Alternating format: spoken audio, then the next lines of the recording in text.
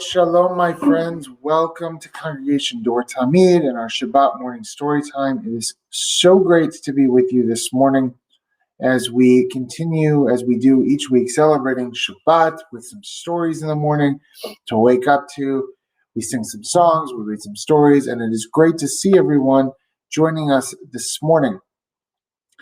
Even though it is a rainy, dreary, dark day out, it's still Shabbat, and so we still need to celebrate. We still need to get up and wake up and be happy of the morning. So we'll start with a couple songs, and then we'll get into our stories today. Bim, bam, bim, bim, bim, bam, bim, bim, bim, bim, bim, bam, chiri, biri, biri, bim, bam, bim, bim, bim, bam, bim, bim, bim, bim, bim, bam. Shabbat Shalom, Shabbat Shalom, Shabbat, Shabbat, Shabbat, Shabbat Shalom, Shabbat Shalom, Shabbat Shalom, Shabbat, Shabbat, Shabbat, Shabbat Shalom, Shabbat, Shabbat, Shabbat, Shabbat Shalom, Shabbat, Shabbat, Shabbat, Shabbat Shalom, Shabbat Shalom, Shabbat Shalom. Shabbat, Shabbat, Shabbat, Shabbat, Shalom. Ma yafeh hayom. Shabbat, Shalom. Ma yafeh hayom. Shabbat, Shalom. Shabbat, Shabbat, Shalom. Shabbat, Shabbat, Shalom. Shabbat, Shabbat Shalom, Shabbat Shalom. Because we're all here together this morning, let's sing one more song that says how great it is, how beautiful it is when all of us can be together on this Shabbat morning. Hine matovu manayim, shevet achim gam yachad. Hine matovu manayim, Shevet achim gam yachad, hine ma tov. Shevet achim gam yachad, hine ma tov. Shevet achim gam yachad, hine ma tovu manayim. Shevet achim gam yachad. Our stories this morning are, the first two are about when it's raining out, because I thought because of the weather, we should read some stories about that and about how we react to the rain. And the first one's called Uni the Unicorn and the Dream Come True. And it's by Amy Krauss Rosenthal and illustrated by Brigida Berger.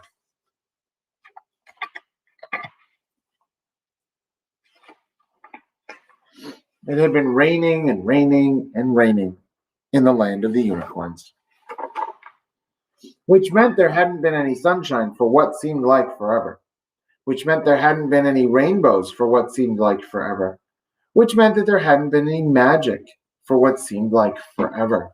Because remember, there are only three ways unicorns can get their strength and magic: from the golden sun, from the magnificent rainbows, from the sparkle of believing.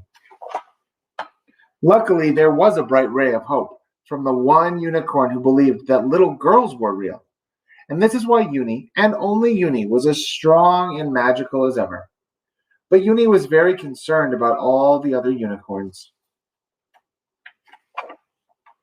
Meanwhile, somewhere far away, but not that far away, a little girl watched the rain from her window. Somehow she knew she was desperately needed in the land of unicorns. She was smart that way. The more it poured, the more certain she was. The harder it rained, the harder Uni believed. The longer it stormed, the more they longed to finally be together. All of a sudden, they both heard thunder. Clap, clap. They both saw lightning. Zap, zap. They closed their eyes tight and wished the same wish with all their might. Then everything went white and quiet. It's really you, the little girl shouted. You're really real, though Uni had never once doubted. They could have laughed and hugged for hours, but there was no time to waste. They ran quickly through the meadow They stopped to help some forest creatures in need, and together they lifted spirits. At last they discovered the unicorns huddled under a large tree, and the unicorns discovered what Uni had known all along. It's true, you knew. Little girls are real. Believing and befriending each and every unicorn became once again sparkly, strong, and magical. As for the endless rain, Uni alone hadn't been able to wish it away. But together, could the unicorns make such a wish come true? Could they ever? After what seemed like forever, the rain stopped, the clouds parted, and the golden sun appeared. Uni and the little girl twirled and twirled. What they didn't know, but would marvel at soon enough, was that the sun would bring not one, but two extra magnificent rainbows. And since rainbows are the bridge between here and there, a double rainbow meant that not only could the little girl return home, but there was a place for one more.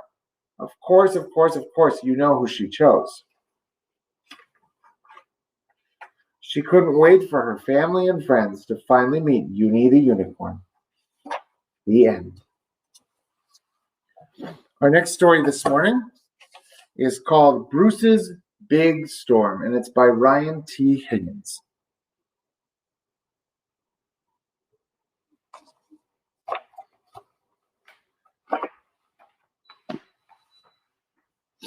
Bruce was a bear who did not like neighbors. Neighbors were loud. Hey, Bruce, want to ride? Vroom, vroom. They were always interrupting. Brownie? And pestering. Want to play frying pan ball? Worse still, neighbors lived all over Bruce's neighborhood. Hi, neighbor. Do you have any robotic laser cutters I could borrow? Bruce's neighbors were always coming and going, but at least none of them stayed very long, until the day of the big storm. Soggy Hollow's weather today will have rain that is very wet and wind that is very windy. Sorry to be a bother, but can we please stay here during the storm? Bruce did not want visitors. He wanted to wait out the storm in peace and quiet. But not everyone felt that way. Big storms are less scary when you're together. Let's invite everyone to play games in our pajamas. I love pajama parties, and we don't even have pajamas. As the rain started to fall and the winds got windier, more and more animals began to arrive. Finally, the whole neighborhood was there. Wait, said Rupert, someone is still outside. Everyone went to the window to look. Well, almost everyone. There was a little bunny out in the storm. Someone has to save her, shouted Thistle. I'm on my way, said Nibs as he ran out the door. But the big storm was too much for the mouse. And in his hurry, Nibs got a little carried away. Oh look, I can see my house from here. Nibs' rescue mission was not going as planned. I'm here to rescue you, but I need help down first. It's okay. Swoosh! This is all part of my plan. They needed a little bit more help. Bruce, you came to save us. You took my favorite umbrella. Maybe we need a new plan. Everyone had to pitch in, and together they pulled the bunny, the mouse, and the grumpy old bear back to safety, along with the umbrella. It had been quite an adventure. Everyone take one of Bruce's clean towels. Bruce did not like adventures. While the storm raged down outside, Bruce's visitors, cozy and warm, played games to pass the time. Duck, duck, Bruce, you're it. Bruce did not like games. Then one last guest arrived, a great big oak tree, and it didn't knock. Battle stations, bring me a chainsaw. I'm allergic to acorns. Sweep. They were all okay, but the house was not. I think the roof might have a leak. Still, everyone found a safe, dry corner to spend the night. Come morning, Bruce's house didn't look so great. Soon, Bruce's neighbors went back to their own homes, leaving Bruce behind to grumble in the rubble. But not for long. Tap, tap, tap, tap, tap. Now what? All of Soggy Hollow, every neighbor came back to lend a hand, hoof, paw, or wing to help Bruce rebuild.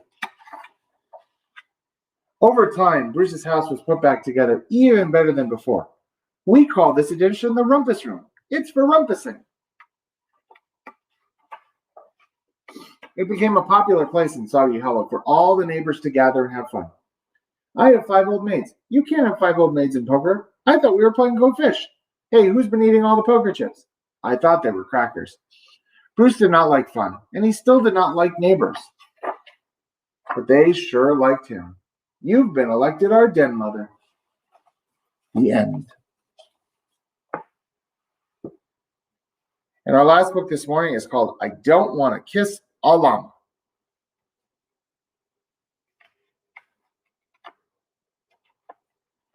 And it is by Byron von Rosenberg.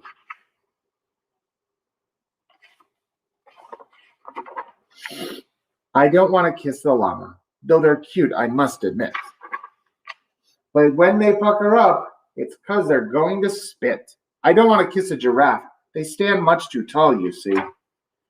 I'd like to stand on tiptoes just to kiss one on the knee.